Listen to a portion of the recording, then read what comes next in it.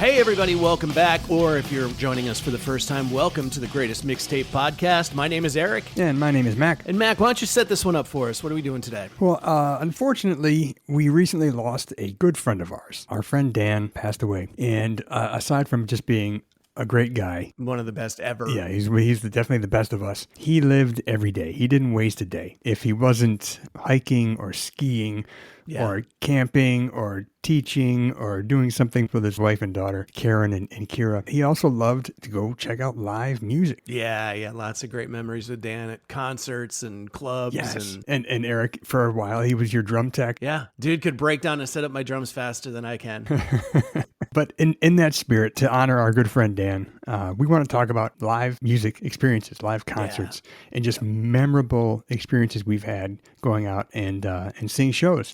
Joining us today, we're going to have another friend come in. Yes. A good friend, Sammy, who is also a well-versed guy when it comes to music and live shows. So let's bring him in. Sammy, come on in. Mac, Eric, what's up, guys? First of all, condolences on your friend Dan. Very sorry for your loss, man. I'm pumped and honored that you guys are having me on, talk about live music today, and just to be on the show in general, man. I love the show. I love listening, and I'm pumped to be on. Awesome, man. Yeah, man. Great to have you here, Sammy. Sammy and I met many years ago. From the moment we met, we were talking about music. And before we jump into this, like, Sammy is such a fan of live music. Can we talk about the spreadsheet, Sammy? I was wondering if the spreadsheet was going to come up. Yeah. I am a nerd just across the board, but particularly when it comes to like music, I love shows. I know obviously the listeners can't see my office, but it's littered. It's literally everything on the wall is gig posters and shows I've been to. But yeah, I have a spreadsheet that I think is like 100% accurate. There may be a show or two that I forgot on there of like every gig I've ever been to, venue, artist, date, all that stuff. And that's like one of the first things I do when I come back from a show is like the next day I'll be like, I need to update the spreadsheet just so I can, keep the tally going. That's amazing, man. Just the fact that you're able to look at the spreadsheet and go back and sort of reminisce and remember these shows. I mean, admittedly, the first half of my concert career, a little fuzzy. So you have the spreadsheet, man. Yeah. I mean, like, that's where, like, I probably have some shows early on that, like, I've somehow, like, forgotten or whatever. But part of it is, too, like, I grew up in a super small town. Gigs didn't come through where I grew up, right? You had to drive an hour plus to see anyone. Sure. And even those towns didn't get, like, a ton of shows. So it really wasn't until I was in college, late 90s, early 2000s, that like I really started going to shows. Yeah. And yeah, I don't know. It's like somewhere in there, I don't know, early 2000s, I started thinking about like shows and having conversations like this, like, oh, what's the gig? What's the best show you've been to? Or who have you seen lately or whatever? And I just was like, man, I need to start like writing this down. And at that time, I still had ticket stubs and a whole binder of ticket stubs. Yeah. So it was easy to go back and be like, oh, okay, yeah, I went to this show. And sure. I still have the program from the very first concert I ever went to, AC/DC, Greensboro Coliseum. But yeah, nice. So like that was easy for me to go in and start the spreadsheet, and then I just populated it from there. That's so cool. I think I've forgotten more than I can remember, to be honest with you. I know. I'm jealous of the spreadsheet. Yeah. If I don't have a ticket stub, like Eric, you said, like the memories are fading. So yeah, we're of a certain age where things start to get a little fuzzy. You know what I mean?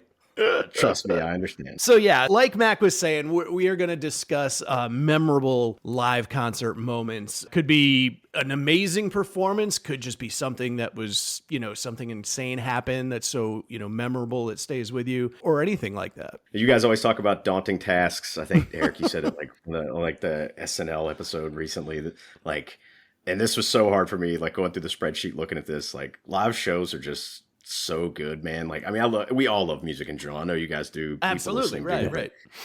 It's like just the most communal thing in the world, right? It's like the only thing I can think of. Like when people are like, why do you go to so many shows? I'm like, well, who knows? There's so many artists I didn't see.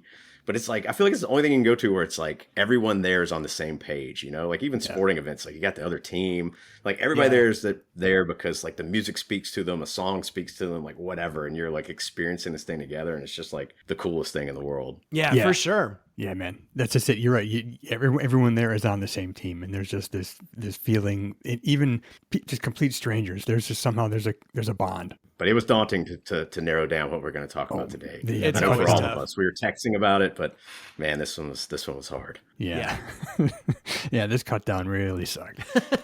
Like you're saying, so we're going to talk about just memorable live experiences. We're all bringing 3 to the party that we're going to talk about. So, Sammy, you're a guest here in our house. How about you kick it off? Oh man, put me on deck first off, man. Like I said, this was super hard. I think I had like a dozen or so on here when I was going through the spreadsheet looking at stuff, and I had one that was automatic that I know Mac knows, and we'll get to that a little later on. But so first up for me is David Byrne.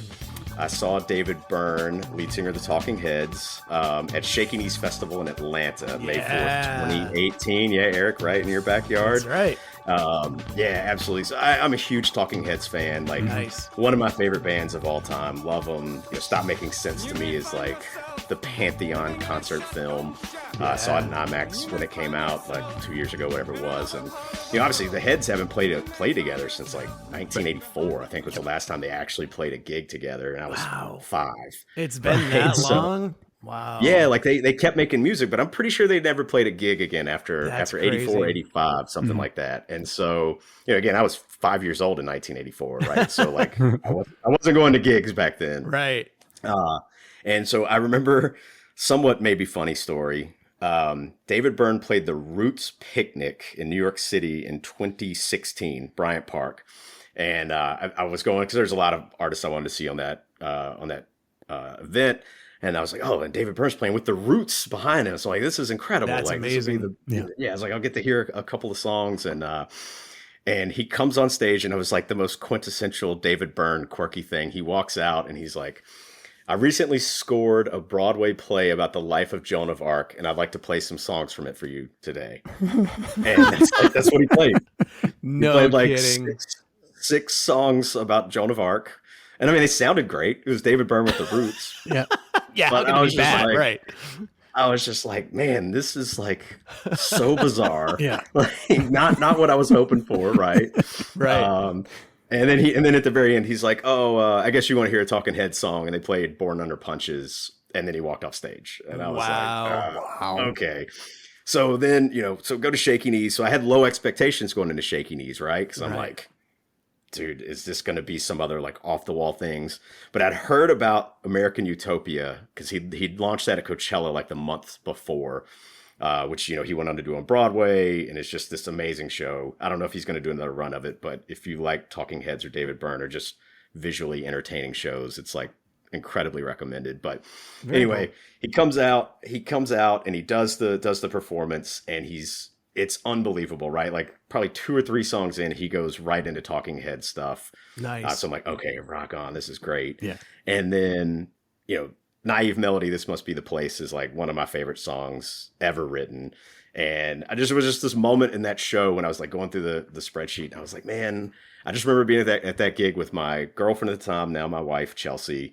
And like the sun is setting in Atlanta, like over the skyscrapers. He goes into like, This Must Be the Place. I'm like, this is just amazing, right? This is like an unbelievable moment. That was like the first dance at our wedding reception was that song. Super cool. That's like, awesome. I had one request of reception. I was like, I want a neon sign that says This Must Be the Place that hangs in the venue while we dance to that song. And that was it. And she was like, cool, yeah, rad, I'm in. So we got a lady to make a neon sign. It's hanging in our house right in our foyer. Like when you walk in, we still have it. And so like, yeah, that's that because of my love for them, the Talking Heads, that song and just that moment, that's why that one like just will always stand out to me as like a tippy top concert experience. Hell yeah. Dude, that's incredible. Like you said, that's what we're talking about. Those moments, like, the shows we're going to bring up, we're talking about like there was something that happened that just stuck with you and was just so amazing. I didn't know that full story. Like, I know you'd seen David Byrne. I know what a big fan you were, but that is incredible. That's just great. Especially after seeing him that first time with the Roots, where you're just like, oh, okay, what the hell is he playing? But dude, I can't tell you how disappointed I was after that. Thankfully, like Nile Rodgers played like right after him, and he was just unbelievable. Yeah. But he's like doing the just hits. for like, he's just coming out and just banging out. He's coming out. He's the antithesis of David Byrne. He's just like, I'm gonna play every damn song that I have written or like whatever. Giving the people what they want. Daft Punk song, whatever. And it's just like, Okay, yeah, he's like literally the opposite end of the spectrum of that, and yeah, it was like such a disappointing moment, and getting to experience that, and you're anytime you go to a festival, you got a million different acts you see, and saw some great ones at that festival too, but it was just like that moment stands out, and hearing him play that song and playing it live, and being like I said with my girlfriend at the time and now wife, and That's it was just super super cool, and Yeah. yeah, man, and like I said, I went on to see American Utopia later. Awesome, even in not the setting of a festival with like playing at sunset in the golden hour, but yeah, the one in Atlanta was tough to beat. That's great, Man, man. that's perfect. All right, dude. Well, again, man, great pick. I guess I'm next up. So I'm going to talk about a show. We're going back to 1995, and I kind of saw it twice, which is wild. I'll get into that in a second. But it was Nine Inch Nails and David Bowie. They toured together in 1995. Living in Connecticut at the time, went to see them at the Meadows Music Theater, which is the big amphitheater in Hartford. And what makes this one so amazing for me was it was my first time seeing David Bowie, actually my only time seeing David Bowie. I was a huge Nine Inch Nails fan. I was a bit of a Bowie fan. I hadn't quite turned into the fanboy that I am today. It was crazy. The concert was unbelievable. One of the best concerts I've ever seen in my life. But what makes this story just so great is that, like I said earlier, I got to see it twice, sort of. Got a call from my buddy Jimmy. Jimmy was a bouncer at some clubs I worked at, and he was also worked security at the Meadows. And he called me earlier that day. He said, "Hey, man, I got to work tonight. Can you give me a ride home? I'm kind of stuck." I said, "Yeah, dude, no problem. I think his car's in the shop or something." So I said, "What time you want me to pick you up?" He said, 8 o'clock, whatever it was, something like that. So great. Drive to Hartford. I pull up to the gate. There's a guy there, and I said, "Yeah, I'm here to pick up Jimmy." He says, "Oh, well, he's still working, man." He goes, "Why don't you just park over there?" He goes, "You want to see the show?" And I look at him like, huh? I'm like, "Yeah, sure." I'm going along with it. I have no idea what he's talking about. He's like, "Oh, cool. We'll just park over there." And he's like, "You see those people by the gate? Just go stand with them." Turns out the local radio station, the local rock radio station, WCCC in Hartford, had done a contest where 10 winners got to go in and watch the dress rehearsal the night before the concert. So I just happened to be there picking up my buddy to give him a ride home. And they're like, Oh, "Yeah, go ahead and watch the show while you're waiting for Jimmy." I said, "You got to be shitting me." Next thing I know, I'm in the front row, and they didn't do the entire performance, but the way the show worked, Nine Inch Nails comes out and they do their full set. And then David Bowie comes out without Nine Inch Nails leaving and does a couple songs. And as they're doing a couple songs, more of Bowie's band is coming out on stage, and the Nine Inch Nails guys are slowly disappearing. And so it was a nonstop concert. There was no set change. It just one act bled into another. And then after a couple more songs, Trent was the last one to leave the stage of Nine Inch Nails, and Bowie just took off and did his own thing. So we kind of watched a couple of the, Nine Inch Nails songs. We watched the transition set, and then we watched a couple of Bowie songs, and that was the dress rehearsal. So again, I got to see a good chunk of the show from the front row. The reason it's just so memorable for me was, like I said, I was a bit of a noob with David Bowie. I knew his hits and I liked him and everything, but this was, I think, the moment that I just went full on fanboy. I'll never forget sitting there and I'm watching one of my all-time favorite bands. I'm a huge Nine Inch Nails fan, and I'm watching them do their little dress rehearsal part. And at the point in the show where Bowie comes out on stage, there's like this red sort of velvety curtain behind Nine Inch Nails. And at least for the dress rehearsal, because of course the next night I had cheap seats, I was up on the lawn. But during the dress rehearsal, you just see these two like bony hands come out of the curtain and just kind of push it aside. And Bowie just walks out on stage. And I don't know if you can see it through the camera. I literally have goosebumps right now as I'm telling you this story. It felt like I was in the presence of like some sort of greatness. Bowie walked on stage, dude, and I still, to this day, I get chills. Talk about a man who had a presence that you can't even put into words, man. I mean, fucking legend of a musician, actor, artist, just an unbelievable human being. And I just felt so cool being in his presence and being just, 10 feet away from him when he walked up to the front of the stage. And then watching the show, I've been the biggest Bowie fan ever since. Completely got me hooked. So for me, 2 amazing nights of music. And then I got to, the next night, like I said, see the full show from a much further distance, unfortunately. But that was just one of the greatest moments of my life, man. Dude, that's an incredible story. I mean, unbelievable in so many ways. Like getting to go sit in the front row, and I'm super jealous of like the Bowie thing. He's a guy that like I didn't get into. Man, I like super late on Bowie, right? Like super Yeah. late.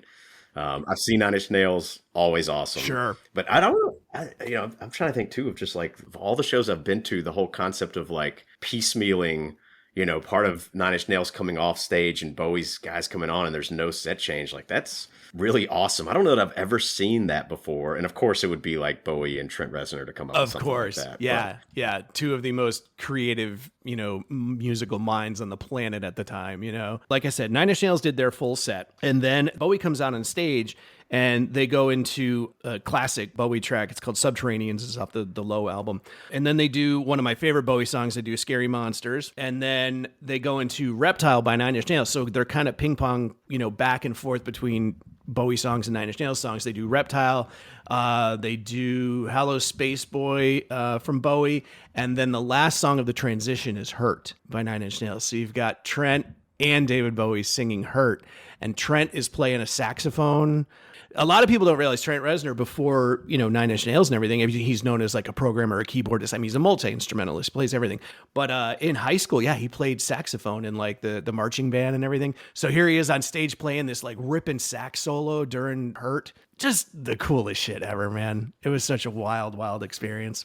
Dude, that is such a great pick, man. Thanks, and dude. I'm like you. I didn't get Bowie when I was younger.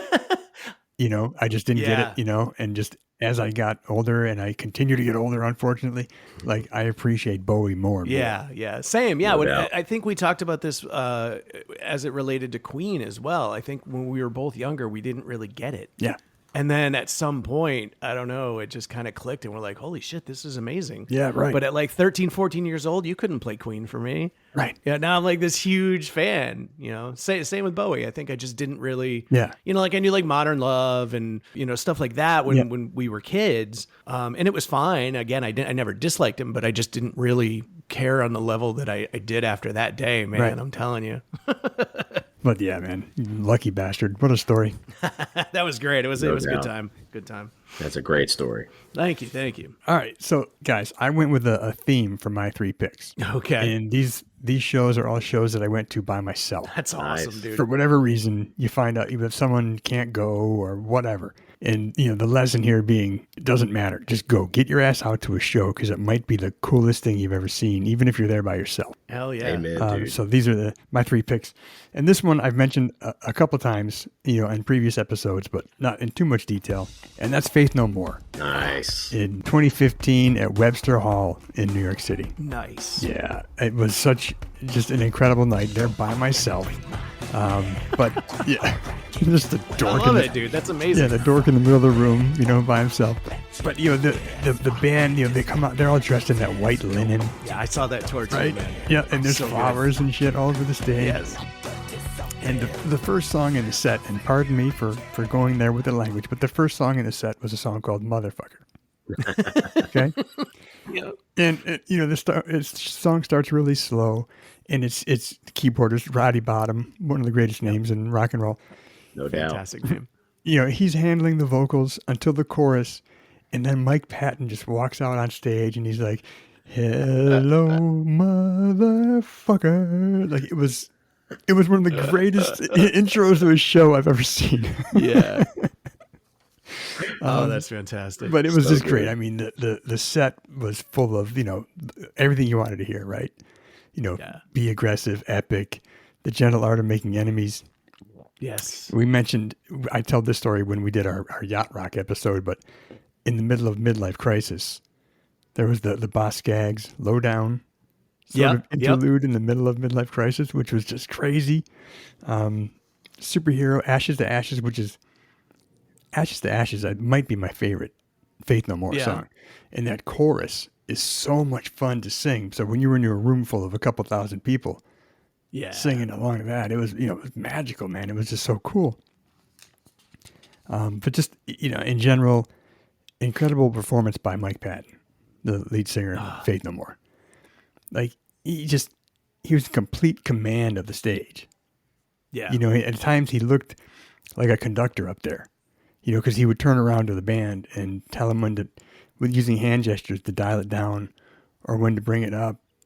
Yeah. You know, he was just in total control up there, and the band sounded flawless. I mean, they were just incredible. And Eric, I'm sure, Mike Borden on drums. Oh, You know, dude, he's one of my favorites. so He's just to get to amazing. watch him, and he's just basher, right? He's just beating the shit out of the drums all night, and he's just great. So much fun to watch. Yep. But there were two really, really like extraordinary highlights of that show. And the first was "We Care a Lot," which is already just a great fun song. Yeah, But great live song. oh, It's just got so much energy, and the way people respond to it is just unreal. they brought out a special guest for "We Care a Lot." It was Rozelle from The Roots. No way. Oh, And he was beatboxing Oh, throughout the whole song. dude. Dude, That's sick. it was so much fun. It was so cool. Like, they could have just played the song straight and I would have been happy. Sure. But then you get Rozelle on stage just beatboxing the whole thing, and it was incredible. That's so dope. Yeah. That's awesome. And then the other like super big highlight was when they did the Commodores cover, "Easy," Yeah, dude. right? Yeah. Because it was a sing along. Yeah, for sure. Everybody is singing along, and it was so beautiful. Like, I actually got choked up in the middle of it. Like, I got a little, Little bit clump. a lump in my throat, because it's just this, like you said, Sammy, this communal thing, and everyone is just singing along, and all you can hear is the crowd. You can hardly hear the band, and it was just beautiful. I was like, this is what it's all about, man. I could have stayed home. I could have found a reason not to go. Right. Oh, I don't want to go into the city by myself. Be an old man. No, get to the show. Yeah. You might see something that's going to blow your mind. Yeah, absolutely, man. So well said. What a night. What a night. Yeah, you just don't know what could happen when you walk out that door, man. Right. Whatever, man. Go. Yep. No one's going to notice you're there by yourself. Don't worry about looking like an idiot. Just go. Right. Yeah, exactly. Dude, there's been so many times when like I've been on the fence about going to a gig because I was going by myself or somebody bailed. Yeah. And then, yeah, you walk out and even if it's not quite as epic of a moment as what you just described, with Easy, it's still, you're just like, I'm so glad I went to that show, Yes. That's awesome. Yeah, man. All right. There you go. There's my first pick That's right there. fantastic. Nice, dude. Well, that's a fantastic pick, dude. And yeah, like I said, I saw that same tour, and I saw it at unfortunately, well, the club still exists in name, the Masquerade here in Atlanta. The original Masquerade is now like office building or something. It broke my heart. They moved to a new venue, but I saw that show at the original Masquerade. But what was crazy was it was outdoors. There's an outdoor area, and they actually set up a stage outside. So it was this beautiful, evening, and we walk back there and, and they had the tents and the bars and everything set up and merch and everything. So it was like a little mini festival behind the building. It was really, really cool. But when we walked in and I saw that stage, dude, and everything's draped in white with like flowers all over the stage, I'm like, what the fuck is this? They looked like a funeral or something. I'm like, what is going on, dude? And then they come out in all white, like linen fucking outfits and shit. It was just... I was like, yeah, it doesn't get much more faith no more than that. Right. And man. they had like the beaded necklaces on, and everything. Yes, dude. It was so Hysterical. bizarre. Yeah. They're so great live too, like you said, man. All right. Sammy, what do you got for us next, man? So a decent little segue, solo shows. This is one I saw by myself. Nice. And one thing I don't have in my spreadsheet is shows I went to solo, but out of the 200, whatever, some odd shows I've been to, I bet a good percentage of them are solo. Because, Wow. yeah, Mac, to your point, it's just like, I mean, I've traveled a lot for work, right? So like the first thing I always do if I've got downtime is like, who's playing? Who's playing in town somewhere, right? And that was this show I'm going to talk about. And it may be a band, and if you don't listen to like newer punk rock or indie rock, you may not be familiar with this band. There's a band called Parquet Courts out of New York City by way of Denton, Texas, Von Erich country. But yeah, so they're out of New York City. Yeah. Dropping a Von Erich reference. That was impressive. That's a first for this show, man. Yeah. That was awesome. But yeah, so Parquet Courts, punk rock band, and I guess I'll preface it by saying like I love punk music. Yeah. And I especially love, like Black Flag, and Black Flag's obviously not the DC, but like the DC scene, like Bad Brains, Minor Threat, and especially Fugazi. Like I love Fugazi, and I like romanticize about like living in DC in like the late 80s, early 90s, because I'll just watch YouTube clips of like these DIY Fugazi shows in like a rec center with like 150 people there, and it's like sweaty and looks like it could just like spontaneously combust at any time. Like the energy is just like crazy, right? And so since I started being able to watch shows like that on YouTube, I'm like, man, like I've got to go to a show like that sometime. And so Parquet Courts, they've kind of expanded their sound over the years, but their second and third albums, where they really got popular, Light Up Gold and Sunbathing Animal, are pretty straightforward, driving punk rock or hardcore songs, right? Yeah. So I was in Detroit, Michigan for work, and I was like, oh, Parquet Courts is playing this place called PJ's Lager House, which is apparently one of the oldest bars in Detroit. It's in Corktown by the old Tiger Stadium, if you're familiar with Detroit.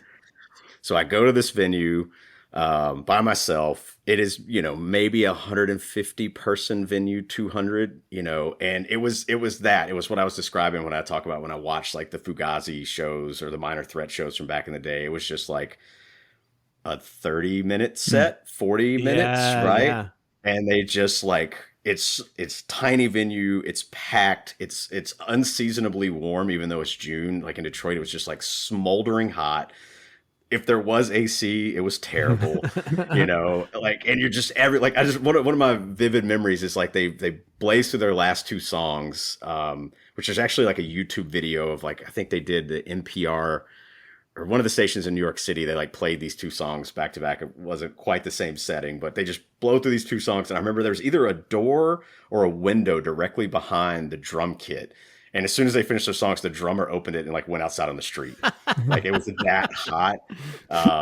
And yeah, like, I don't know. It was just such a fun night. And that was one, like, I really wrestled on whether to put in my 3 picks here. But like when I think about memorable shows, like that is one for me because it's something that I've never really experienced otherwise. Right? I've been to other punk shows and I don't know. It didn't really, they had good energy, but like not the same as that. Like I was like, oh man, this feels like a very DIY, very sweaty. Yeah. Just like I paid $10, I'm drinking a cheap beer, and this band's going to play for 35 minutes, and it's going to be awesome. That's so cool. But yeah, no, it sounds like you saw, and probably why it stands out for you, is it's like the quintessential punk rock show. You know what I mean? It's not like seeing, Green Day in a 30,000 seat arena. You know what I mean? Exactly. It's like real punk rock in a real punk rock venue. I mean, it sounds like it doesn't get much more, punk than that. Yeah, exactly. At the nail on the head. It was like quintessential, like what I wanted to see. And like I said, I don't think I've seen a show quite like that. I've seen Parquet Courts as they played like bigger rooms and they've been fun, but it's just, it wasn't the same as seeing them there. Yeah.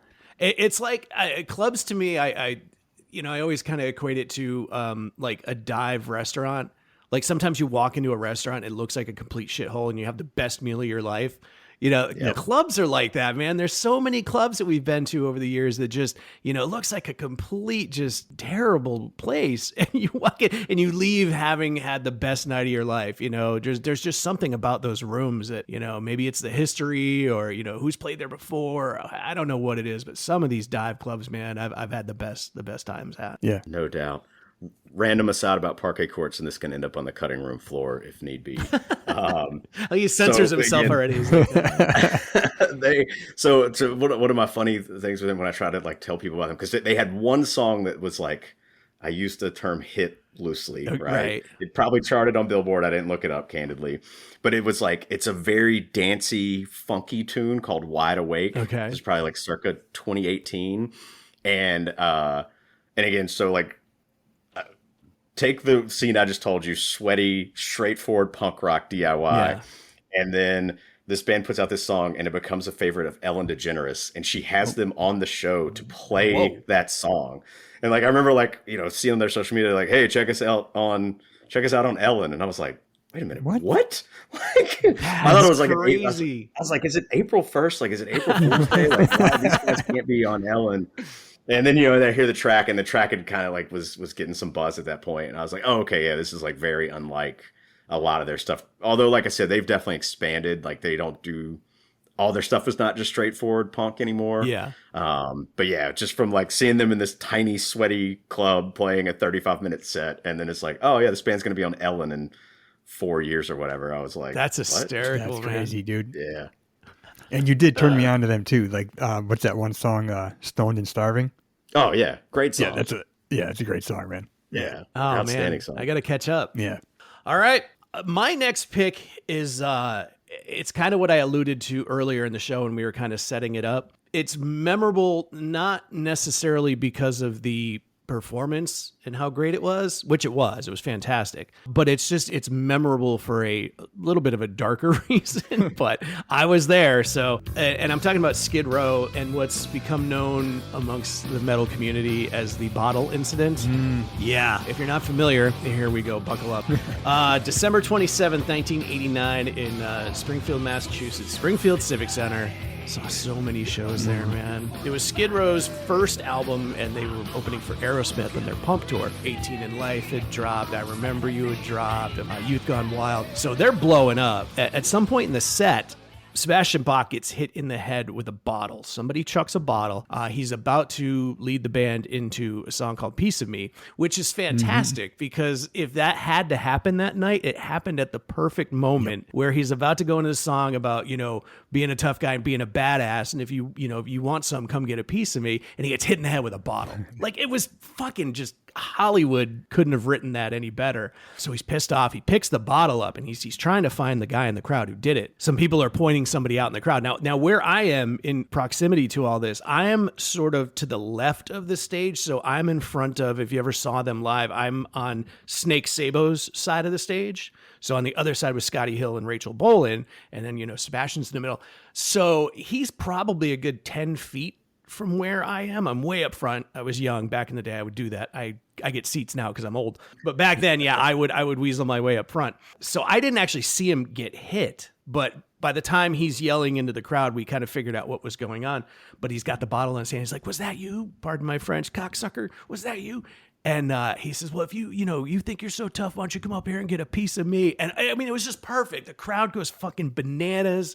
And as the song's playing, he just was so pissed that he goes over and he throws the bottle into the crowd, trying to hit the guy that threw it at him. Smashes this poor girl in the face with the bottle. Her name was Elizabeth Meyer. She was 17 at the time. Breaks her nose. And then he jumps in the crowd to fight with the guy and inadvertently kicks another guy in the face. I mean, everybody's just getting fucked up at this show.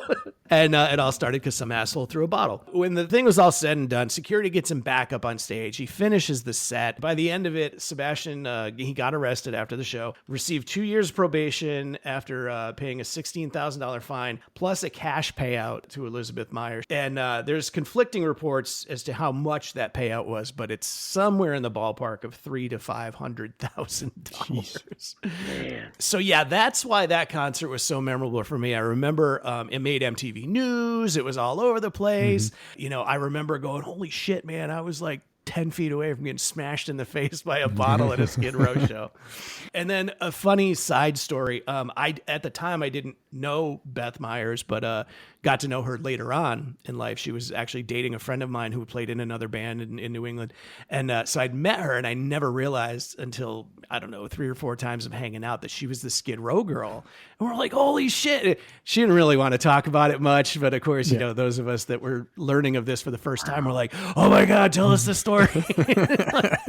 I'm sure by that point she was sick of talking about it. But that one will forever be etched in my brain, man. And to be honest with you, I barely, and it wasn't because I was misbehaving, I don't even remember Aerosmith. I remember Skid Row because I was just so blown away by their set. And of course, the bottle incident, but they were that band. And Mac, we've touched on this before when they've come up on the podcast, but they were kind of that band that ushered us a little bit out of the hair stuff and started us down the Pantera path and bands like that. Yeah. They were much heavier than your average hair band back then. Yeah, for sure. That was the first time seeing them live, and I was just like, "Oh my God, this band is amazing." So, and thanks for clearing that, because in my mind, for some reason, I thought they were opening for Bon Jovi. Well, they did open for Bon Jovi. I don't know if it was before Aerosmith or after. Oh. I believe we saw that tour as well. Yeah. But yeah, on this particular night, it was the Aerosmith tour. Wow. I still remember seeing the video footage of Sebastian throwing the bottle back and the whole thing. What a big deal it was at the time. Yep. Dude, literally when you brought this up, I had like Kurt Loder in my head, like remembering, like seriously, like I was like, "Oh man, I remember Kurt Loder like teeing this up." Yeah, exactly. And like they cut to the video. I can like picture the video in my head of Sebastian, Yeah. like jumping in the crowd and whatnot. Like, Yeah. yeah, it's definitely a very memorable show. It's crazy you were there. That's awesome. Yeah. Yep. I was right there. Like I said, in my youth, I used to do that a lot, but not so much anymore. Because didn't he jump in like feet first and he had like big boots on? Yeah. Yes. Yeah. Feet first. Yeah. Watch it's their home video was called "Oh Say Can You Scream." They cover it in detail in the home video too, like, you know, because back then everybody had their Sony camcorders, and they were talking to him on the bus, and he's showing his big gash in his head, and, you know, had to get stitches or staples or something, and he's like, yeah, we're in Springfield, Mass, I'm waiting for the police to come and take me away, and it was just wild, man. It was wild. I'm sure not his proudest moment, but but I mean, it still gets talked about today, man. The bottle incident, Definitely memory. for sure. And real quick, before I certainly wouldn't want Sebastian Bach just to be remembered for the bottle incident. That dude is one of my all-time favorite like rock/metal singers. Oh my God, what a voice! Yeah, no doubt. Dude. No doubt. doubt. Still, he kills. Yeah. Man. Dude, no doubt. He when I saw GNR, he came out in Vegas. He came out and played a couple songs with him, and he sounded so. And I don't mean any disrespect to Axl, Sure, but Sebastian came out and it was like, dude, like that guy, man, he's got it. Yeah, I just got served a video by him today on YouTube. Apparently, there is or Instagram rather. There's a Triumph tribute album coming out. Yeah. Oh, really? And of course, he's Canadian. Yep. So he does a song on it, and he's just teasing. He's doing like, you know, just drops like a little verse on Instagram. And oh my God, dude! I mean, he sounds like he sounded in like fucking 89 or 90. Like he still sounds amazing. Yeah. His clean voice is still perfect. And, oh God, guy's unreal. Totally. Oh my God, awesome! My only regret is that I wasn't standing next to you when that happened. Like, right? Yeah. I know. Well, back in those days, yeah, we would all just like bum rush the floor and be like, if we get split up, man, we'll just meet back here later. And we always got separated. But meet you at the front door. Yeah. Yep. But Sammy mentioned Guns N' Roses, which is the segue into my next pick. Okay. Guns N' Roses, October 2017 at Madison Square Garden in New York City, the Not In This Lifetime tour. Another sort of musical dream come true. Seeing GNR at the Garden. Can't understate the impact that Appetite for Destruction had on my life. You know, same, bro. Remember when that came out? I still remember the first time I heard it, you know, who I was with, what time of day it was. Like, that album was everything when it came out. Yeah, absolutely. And I never got to see him back in the day. I mean, they flamed out way too early. Like, there was always canceled shows, canceled tours, you know, then the breakup. Like, I just never had the chance. So finally getting to see them, even though in 2017, without Steven Adler, without Izzy Stradlin, still meant the world to see him. For sure. You know, and you're doing it at the Garden, which is just, you know, insane. Yeah. But yeah, I mean, great set list. You know, they come out, they start with It's So Easy. You know, Duff McKagan with that bass line to kick it off. Yeah. Just iconic. We've talked about this, Eric Duff, that no matter where he's at, he's the coolest guy in the room. Always, 100%. You know, so, you know, lead with It's So Easy, right into Mr. Brownstone. You know, third song in is Chinese Democracy. You're like, whatever. But then come right back with Welcome to the Jungle. So the 3 out of the first 4 songs are just absolute bangers off of Appetite. So just great way to start the set off, man. It was crazy. Yeah. But then, of course, all the hits come, right? Rocket Queen, You Could Be Mine, Sweet Child of Mine. You know, they did a couple covers. They did Pink Floyd's Wish You Were Here and Black Hole Sun by Soundgarden. Wow. Yeah. Awesome. And of course, Knock, Knock, Knocking on Heaven's Dawa. Hi.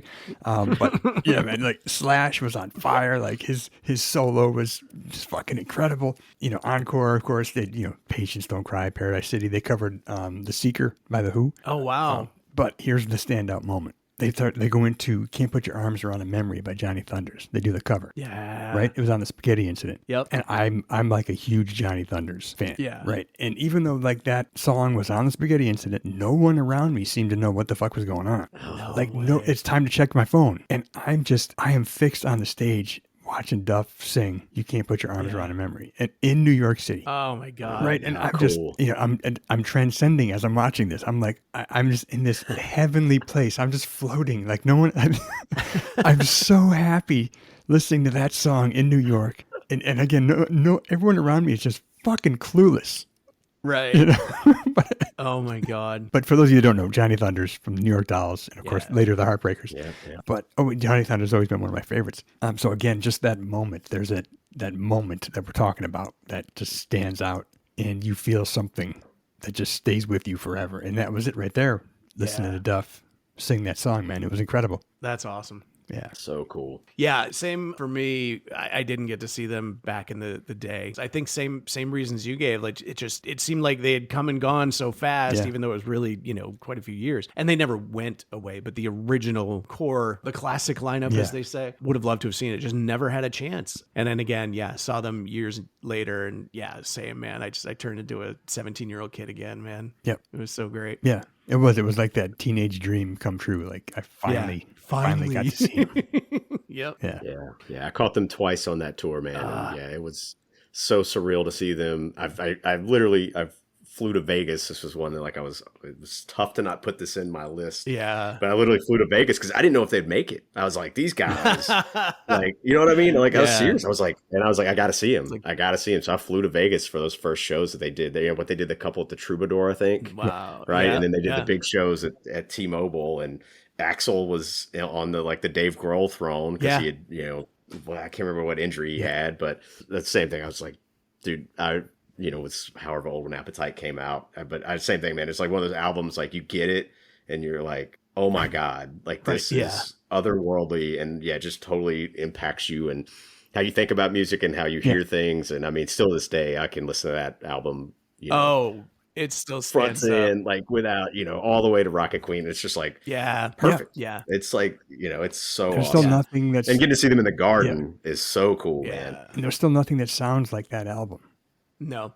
There's never been. That album, there was just something so dangerous and raw and dirty and gritty and real. To this day, it stands up, where a lot of their contemporaries, a lot of those albums don't. Yeah. You You put it on, you're like, oh yeah, this is 80s production, this is 80s songwriting, and you kind of, it had its day. But man, Appetite for Destruction, it's in regular rotation at my house, dude. Yeah. No doubt. Absolutely. Amazing record. All right, back to Sammy. What do you got, brother? So this is one I mentioned. I knew as soon as Mac and I talked about this, he knew that this band was going to be on my list. Anyone who knows me knows that this band's going to be on my list. Beastie Boys, my favorite artists of all time. Kind of same time frame, right? We just talked about Appetite, License to Ill, like same thing. I remember hearing that, I think I actually heard No Sleep Till Brooklyn first, and I remember putting on that record, or putting on the cassette actually, and just it.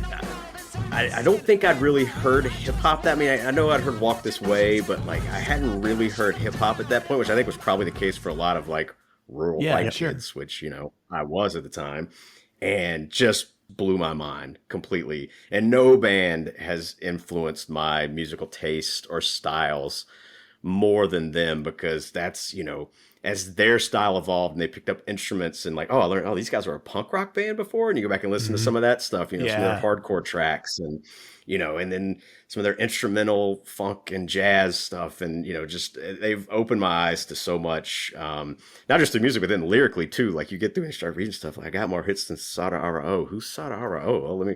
This Japanese guy. You know what I mean? Just all those little things. I just love that band so much. And the concert specifically I'm talking about this was June 9th of 2010. I'd seen the Beastie Boys a couple times before, but it was straight hip hop shows. It was just the three guys and Mixmaster Mike, which were great. Not complaining about that at all. But I'd never heard Sabotage live. I'd never, heard any of the punk rock tracks, any of the instrumental stuff. And so they announced they were playing a show at the Orange Peel in Asheville, North Carolina, which is 2 hours from where I live in Charlotte. Great venue. And they're like, hey, tickets go on sale tomorrow. And I'm like, oh man, there's no way I'm going to get tickets to this venue. Got them, went to the show. They literally, it was they announced it 2 days before the show, 3 days before the show, something like that. And went, and it was just the best show possible if you're a hardcore Beastie Boys fan. They had Biz Markie with them. God. They opened. So if you listen to Check Your Head, they've got Biz versus the Nudge, a song on that. Right. So that's how they opened the show, with Biz Markie coming out, and then they went right into Time for Living. Oh my God. And it was just, and they hit Root Down. They did Benny and the Jets with Biz Markie on vocals. Sweet. It was So good. They even like brought out Keyboard Money Mark to do Mark on the Bus at one point, and it was kind of like loose. So this was a warm up show for Bonnaroo. Wow. So it was almost like they were kind of like feeling stuff out for what they were going to play at Bonnaroo, maybe to an Sure. extent. But it was just like so cool. I actually have I've ticked stubs to a lot of them. We mentioned stubs earlier. I have this stub in a case because I never want to lose it. From that show, from the Beastie Boys to the Orange Peel, and sadly, it ended up being their last ever standalone show. They did Bonnaroo like right after that, and then MCA got cancer, and they never played another gig. So Jesus. I was somehow at the very last Beastie Boys standalone gig of all time. And yeah, it was just like such a memorable moment. It will be one that'll never be topped for me just because they're my favorite band. How awesome the show was in general. I mean, when they played Sabotage, I thought the floor was going to cave in because there's everyone in the whole venue was going nuts. How big a venue we talking? 2,000 people, maybe something like that. Wow. Yeah. So, not a huge room, medium size, whatever. But, definitely not like an arena show or whatever. Yeah. Like, I'd seen them in amphitheaters before and all that jazz, but seeing them in a smaller room and, like I said, just the energy and the sweatiness. And I still have like cell phone video from Sabotage. This is 2010, so it's like you can barely make anything out because the quality's so bad. It's like the size of a postage stamp. You're like, what am I seeing here? Yeah, exactly, man. And it's just like, such a fun, memorable show. And then the guys, they need to put out more live music. Like they need to release a live record. That's one thing the Beasties have never done. They had live tracks on the Root Down EP. And they kind of capture some of that, but they've never done a live album. So, like, I know Ad Rock and Mike D listen to the show. So, guys, Beastie Boys, live record, Yeah. get it out. Let's do it. Let's go. Come on. Oh my God, that is something, man. Like Eric and I we've said to each other all the time. One of our biggest musical regrets is we never got a chance to see the Beasties. Yep. And yeah, it kind of haunts me every day. Yeah. Dude, they're so good. And I mean, listen, I love hip hop. I'm very hit or miss on hip hop live. Some shows are really good. A lot of shows are really bad. And those guys are so good, man. It's like, I mentioned concert films earlier, but the Awesome I Shot That. I don't know if you guys ever saw that when they did the Garden, they gave cameras to the fans and then pieced them together. Yeah. Great concept in general, but great. It kind of captures like how good they are live. They're pretty special. God, a live album would be amazing. Yeah, guys got to get on it. I know, really, Dude, man. And the fact that it was their last, like you said, standalone show. I mean, Dude, I obviously wish they did more gigs, but just to know that and be like, man, okay, they did Bonnaroo after that, but that was their last standalone gig, and to be fortunate enough to be in North Carolina and get a ticket and go to that, it's like I'm so grateful for that for sure. That's amazing, man. And to see him in a venue that size too. Oh, yeah, that's so great. Well, speaking of smaller venues, we're just full of segues tonight, aren't we? yeah. This next one took place at the Webster Theater in Hartford, Connecticut. November 11th, 2002, the group is the Murder Dolls. And if you're not familiar with the Murder Dolls, that was Joey Jordison from Slipknot. It was during some Slipknot downtime. He put this band together, and it's so not Slipknot. I mean, it might as well be jazz because it's so far from what Slipknot was doing. He wanted to be out front, so he picked up a guitar and found this band from North Carolina called the Frankenstein Drag Queens from Planet 13. Rolls right off the tongue. yeah, it's a great name. And the singer of that band was a gentleman by the name of Wednesday 13, who originally was recruited to play bass for the Murder Dolls, but their singer just for whatever reason wasn't cutting it, and they decided that, well, Wednesday, you sang for your old band, why don't you sing? And so there you go. The reason this particular show is so special for me is that humble brag, but I got to open the show with my band at the time, and it was one of the greatest experiences of my life because Joey, even though he was playing guitar in this band, is one of my heroes. Like, he's way up there for me as a drummer. I didn't get to meet him and hang out with him or anything, but I shared the stage with one of my, musical heroes, and they just fucking killed, man. Again, it's so not Slipknot. It is, we always describe them sort of as like the Misfits meets Motley Crue. and you kind of slam those bands together, and you get the Murder Dolls. And like I said, the lineup of the band was Joey Jordison from Slipknot on guitar, Wednesday 13 on vocals, Eric Griffin on bass, AC Slade on guitar.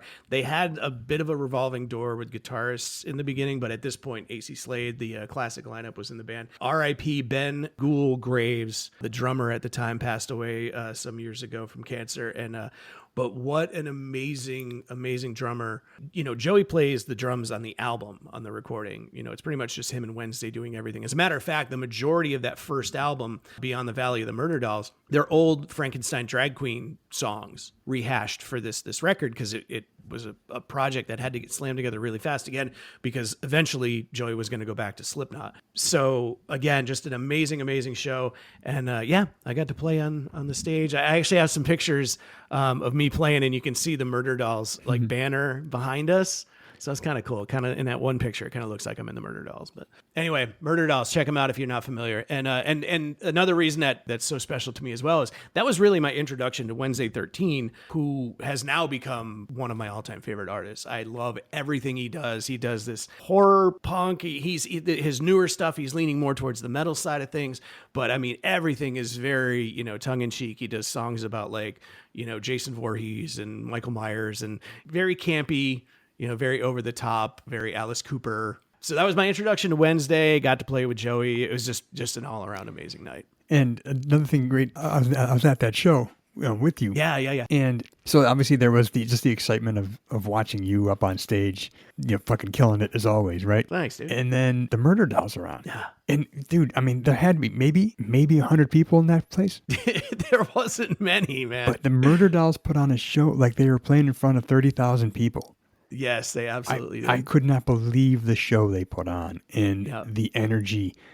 Like they were playing to the biggest room you can imagine. I mean, they were so intense. It was such a great show. They sounded great. And I remember that night just being so much fun. Just a great, great show. And like you said, not only were they playing like they were playing in front of 30,000 people, but the energy, like you said, man, oh my God. After the show, then I really kind of got into their music more and you know, listened to, I was like, holy shit, they were playing everything like double time. Like every song was so fucking fast. It was like that just punk rock, like 1, 2, 3, 4, and fucking just slamming into it. Oh my God, it was so great. It was so great. But yeah, you're right. They did. They were playing for you know, the Garden. Yeah, they were playing for 100 people at the Webster in Hartford. Dude, that's so cool. Oh, also my first time hearing one of my all-time favorite songs, which is I Love to Say Fuck. We've talked about. Oh yeah. For at least 2 or 3 years there, when Spotify gave me my year in review at the end, that was always my number one song. It's a great song when you're in traffic. All right, I got to finish up here with another solo show that I went to. I knew I was traveling out to LA for work, so you know I start checking around the clubs, see who's playing. I know I'm going to have one night where I can break away from the work crew and go check out a show. And just my luck, it's the Viper Room's 21st anniversary show while I'm out there. Dang. August 16th, 2014. So they're going to have what they call the house band for the night is the Viper Room All-Stars. So it's the house band. It's made up of Billy Morrison from, you know, the cult, Billy Idol. Yeah. Steve Stevens, Billy Idol's guitar player, this incredible guitar player. Yep. Phil Buckman on bass from Filter. Eric Aldenius on drums. He's played with everybody. Billy Idol, Cher, Donna Summer, Jackson Brown. Wow. You guys play with everybody, right? Who? And then he didn't know any of those people. Yeah. Making a bad joke. Please continue. A couple of minor names you may have heard of. But then it's like a rotating cast of people coming up on stage playing 1 or 2 songs. So, you know, like you had Carla Harvey from the Butcher Babies. Nice. She comes up and she does Ace of Spades and Very I Love Rock and Roll, right? Just kills, you know, and the Viper Room is small. I mean, it's tiny. Yeah. It's tiny. So you're 5 feet from the stage. And Billy Morrison is, along with, you know, playing and singing, he's kind of the master of ceremonies up there, kind of moving things along, keeping the crowd excited. So, you know, Carla Harvey, like I said, then you get, you know, Sebastian Bach, who we talked about, makes an appearance. You know, he does Highway to Hell and Sweet Child of Mine. Oh, man. Right. Billy Duffy from the Cult. You know, he comes up on stage, right? He does Rain and Sweet Soul Sister. Oh my God. Right? And that opening riff to Sweet Soul Sister, and he's up there with that giant ass white guitar that he plays, Yep, right? It looks like looks like a cello. Good cello. And that riff kicks in, and again, he's 5 feet away from me. And I'm just like, this is holy shit, this is the coolest thing, right? This is like rock and roll bingo. Like you're checking all the boxes, dude. But then there was an unannounced guest, like, everybody else who I already mentioned that I knew was on the bill. And Billy Morrison steps to the mic. He goes, "Oh, we have a surprise guest. Please welcome Steve Vai." Oh, dude. Steve Vai comes up and he says one song. And he leans into the mic. He goes, "Yeah, I used to play this one when I was with Dave." He launches into "You Really Got Me." Oh, man. And he's on lead vocals too, Steve Vai. That's amazing. Yeah. I don't think I've ever heard him sing. Right. And right.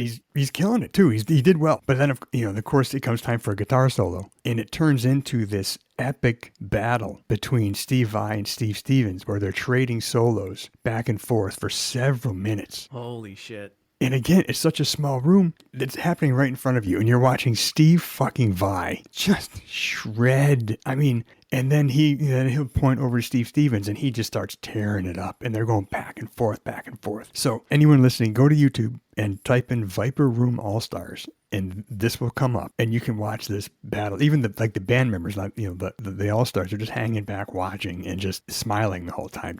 It was amazing. And again, that was the moment. Those moments we're talking about. Like, I'm in LA, I'm on the Sunset Strip, I'm in the Viper Room, and I'm watching these two guitar gods just have this showdown. And I remember just standing there like, I could be out to dinner with some coworkers right now, but fuck that.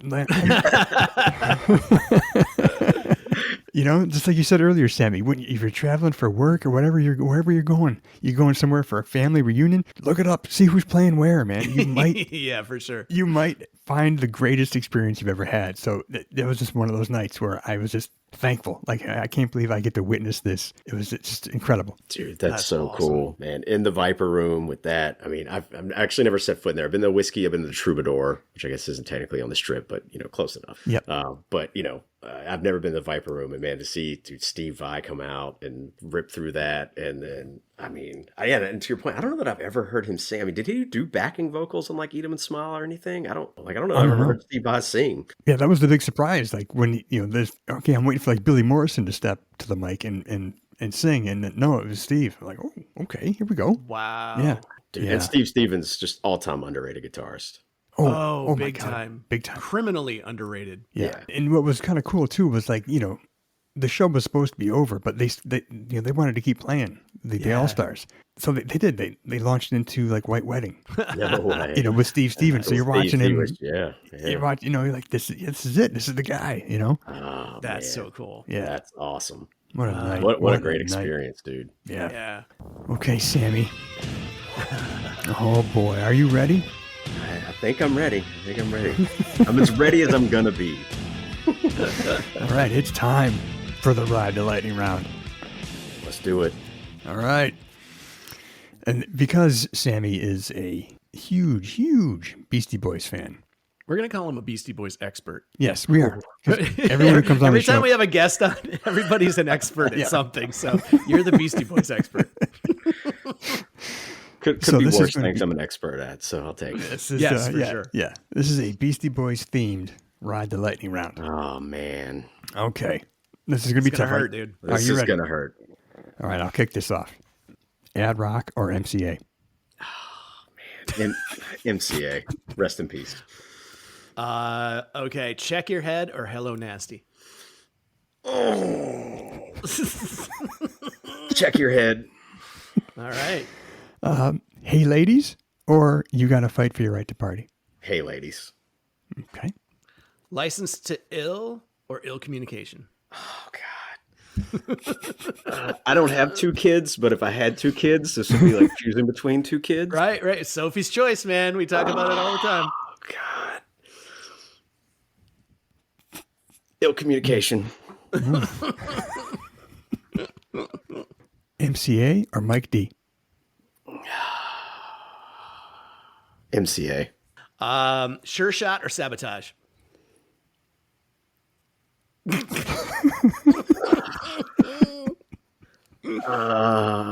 Sure Shot. This is excruciating, by the way. Oh my God. I know the people who are listening can't see my face, but it's genuine agony. I know. I really wish he's in they agony. could. All right. Body moving or shake your rump? Oh, man.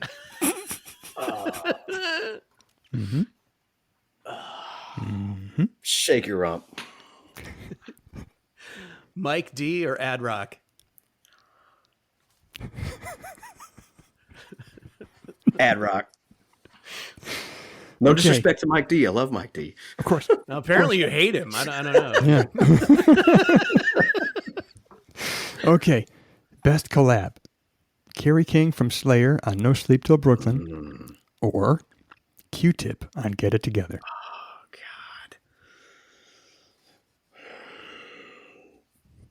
God. Yeah, they're both such good songs. And I listen to both of them so much. Kerry King, No Sleep Till. And finally, Brass Monkey or So What You Want?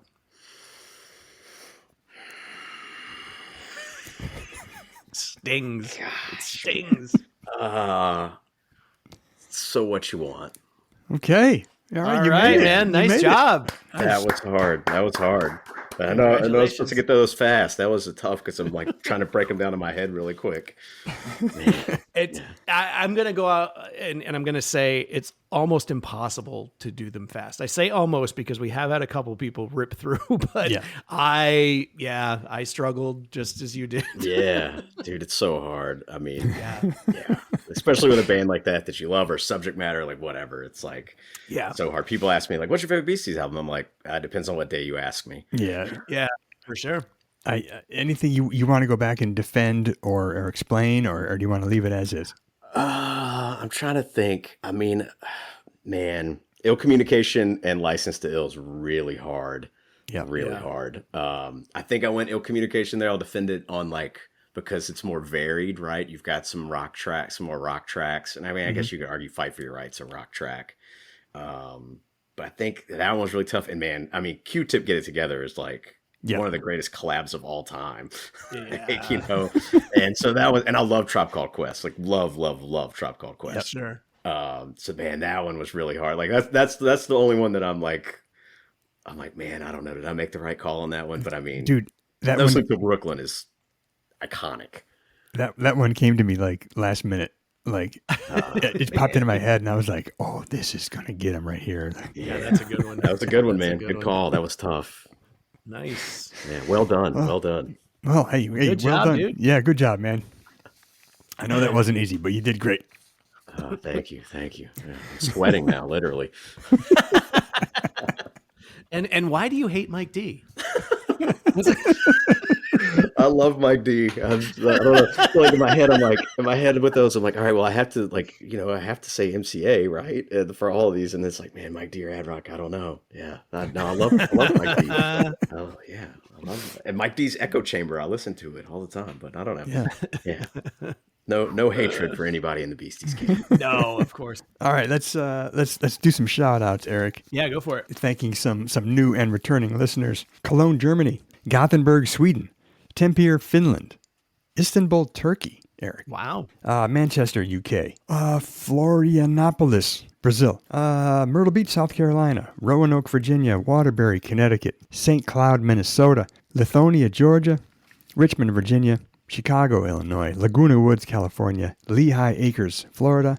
And Lawrence, Massachusetts. Thank you. Thank you so much for checking us out. We appreciate it. Yeah, keep coming back, please. If you like the show, wherever you're listening, please rate us, review us, and subscribe. Follow us on YouTube, where we get lots of great comments from everybody on YouTube, including some that critique my voice.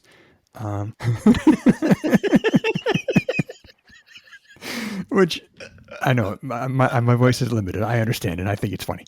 Also, check us out on Instagram at The Greatest Mixtape Podcast. Again, Sammy, thanks so much for coming on and hanging out with us. It was a pleasure. Oh, gents, thanks so much for having me, man. This was an absolute blast. I truly appreciate it. Yeah, man. Sammy, thank you so much. Maybe we'll do a full Beastie Boys episode and have to have you come back for that. That would be cool. Don't tempt me. All right. Well, this is the Greatest Mixtape Podcast. Thanks again for hanging out with us. We will be back again with another episode really soon. Until then, I'm Eric. And I'm Mac. And we will talk to you soon. See ya.